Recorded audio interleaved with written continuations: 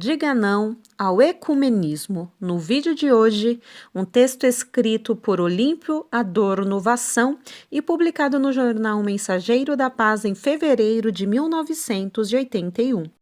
Seja bem-vindo ao Diário Pentecostal Historiando, análise histórica e crítica sobre o movimento pentecostal brasileiro. Se inscreva no canal e siga nossas redes sociais. O povo que não conhece a sua história está condenado a repeti-la. Ecumenismo, unidade de todos os povos contidos na mensagem do Evangelho. Movimento favorável à união de todas as igrejas cristãs. O canal Diário Pentecostal Historiando selecionou alguns artigos publicados no jornal Mensageiro da Paz, órgão oficial das Assembleias de Deus, em circulação desde os anos de 1930. O objetivo é apresentar o que as Assembleias de Deus via de negativo na questão do ecumenismo e comparar com a visão que ela tem atualmente. Pode ser que você pense qual o problema de várias religiões se unirem se todas, de sua maneira, acreditam em Deus? Através dos textos em questão, você compreenderá qual o problema do ecumenismo. Assista os 4 vídeos que preparei sobre o ecumenismo. Ecumenismo versus Realidade Espiritual, de maio de 1980, escrito pelo pastor Alcebiades Pereira Vasconcelos. Diga não ao ecumenismo, de fevereiro de 81, escrito por Olímpio Adorno Vassão. A Ameaça Ecumênica, de setembro de 81, escrito por Abraão de Almeida.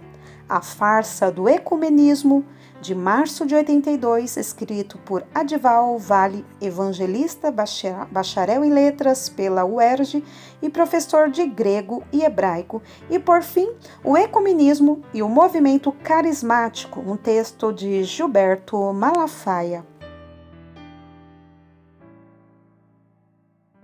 A invasão de São Paulo em 1930 fez-se pelo caminho de Itararé. Foi por aí que veio o grosso das tropas getulistas que demandavam o Rio de Janeiro. Mas havia o caminho do mar por Guaraqueçaba e Itapitangue, o chamado caminho do telégrafo, difícil e fértil em tropeços. Não se esperava que tropa alguma se aventurasse por ali. Em todo caso, mas por um desencargo de consciência, o governo determinou que uma pequena força simbólica, composta apenas de 10 soldados sob o comando de um coronel, fizesse ponto em Itapitangue à espera da tropa invasora, caso ela viesse. E veio. Um dia, irromperam diante das trincheiras que os soldados do coronel Pedro Arbuz tinham aberto nas cercanias da pequena vila de Itapitangue, forças do sul, gaúchas e paranaenses, em grande número, bem armada e aguerridas. Rendam-se, paulistas! Foi o grito que irrompeu naquela madrugada diante dos soldados paulistas. Um paulista não se rendeu, respondeu Pedro Arbuz. E, descarregando sobre o inimigo seu revólver de campanha, atirou-o depois sobre os soldados de Getúlio. Seus soldados o imitaram, e 11 corpos de heróis tombaram em terra paulista numa resistência suicida contra forças superiores em número e bem armadas. A história de uma nação é apenas o relato dos feitos de seus heróis, homens e mulheres que amaram mais a sua pátria do que as próprias vidas e não tiveram dúvida em se sacrificar por ela. No cristianismo também é assim. A semente da fé germinou e cresceu porque foi regada com o sangue de Cristo derramado na cruz do Calvário e continuou a ser regada como planta ainda tenra pelo sangue de Estevão, derramado pelos comandados de Saulo. Enquanto de olhos voltados para o céu, o mártir clamava: Senhor, não lhes imputes este pecado. e fortaleceu-se em seguida com o sangue do mesmo Saulo, agora Paulo, convertido no caminho de Damasco. E o sangue continuou a jorrar no Coliseu da Roma pagã, sob o reinado dos Césares, quando os cristãos eram massacrados pelos gladiadores romanos ou dilacerados em vida pelos leões enfurecidos.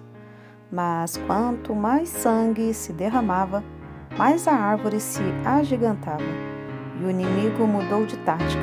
Em vez da violência, a artimanha. Vagarosamente foi introduzida a semente da vaidade, do poder, das grandezas terrenas. O que não se conseguiu pela força, pela violência, obter-se-ia pela manha, pela falsidade. O cristianismo puro, legado por Cristo, se transformava no cristianismo espúrio de Constantino, dos Leões, dos Borgias e de Inocêncio. E a Igreja Católica Apostólica Romana, com todas as suas heresias, ficou enlevada pela detenção do poder temporal do poder absoluto. Pelos séculos afora, a corrupção tomava conta da Igreja, enquanto o mundanismo atuou e dominou com a força da Santa Inquisição, impondo a vontade dos papas.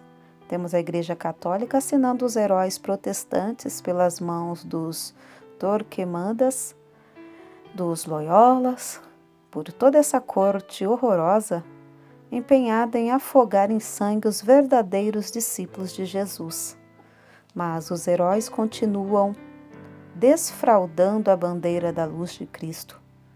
São os valdenses na Itália, os huguenotes na França, é Zwingli, é Calvino, é Lutero restaurando a pureza do cristianismo. E sobrevivem os heróis, a quem o autor da carta aos Hebreus se refere como homens de quem o mundo não era digno. Em nossos dias, vemos o cristianismo puro, sem missas nem purgatórios, sem confissões de pecado a homens, nem culto a santos ou a Maria. Ele está crescendo, aumentando de forma magnífica. As igrejas evangélicas, em suas várias denominações, repletas de gente. A Igreja Católica cada vez mais vazia e solitária. Se mostra alguma afluência, é apenas movimento de sociedade sem expressão espiritual alguma. Uma igreja que não tem sequer um hall de membros. E não tem porque não pode ter. Ela se contenta com o resto, que sobra das outras. Vão à igreja, acompanham as procissões por mero formalismo. Ninguém pensa, entretanto, que os seus bispos, o seu clero, não percebem isso. E eles sentem que alguma coisa precisa ser feita, alguma providência precisa ser tomada. O Papa convoca seus cardeais, seus bispos, e a solução é encontrada. Aquela mesma solução usada pelo paganismo séculos atrás para absorver o cristianismo florescente, transformando-o nesse arremedo de igreja que aí está, com o rótulo pomposo de Igreja Católica Apostólica Romana. O que se não conseguiu pela força, vai se tentar obter pela solércia e pela artimanha, e surge o ecumenismo, a mistura com os evangélicos através de cerimônias conjuntas, cursinhos de cristandade, encontros de casais. Infelizmente, muito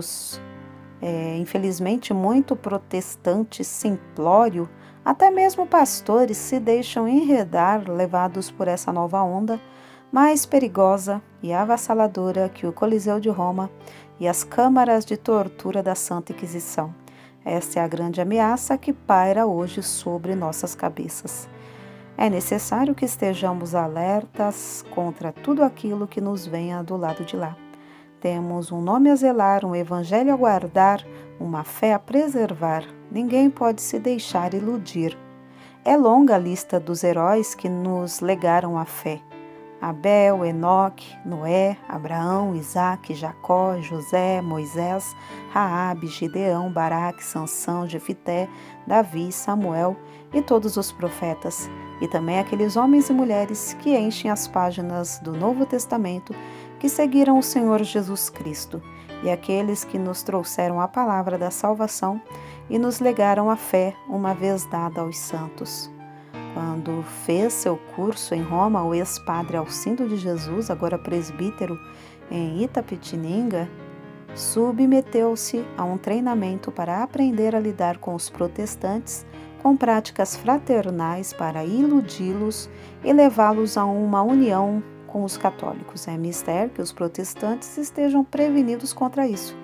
Nada de intimidades, nada de mistura com a Igreja Católica. Há denominações que já estão até reconhecendo o batismo católico como de igual efeito. Grande é o nosso privilégio, mas enorme é a nossa responsabilidade. Não nos esqueçamos da promessa: aquele que permanecer fiel até o fim, esse será salvo. Olímpio Adorno Vação, de Brasil Presbiteriano. Ecumenismo é a abominação, e abominação é palavra que se encontra com frequência no Antigo Testamento para exprimir o que é idolatria aos olhos de Deus. O ecumenismo, pelas mentiras, ganhou tal poder sobre os corações dos homens que bem poderia ser chamado príncipe do Deus deste mundo.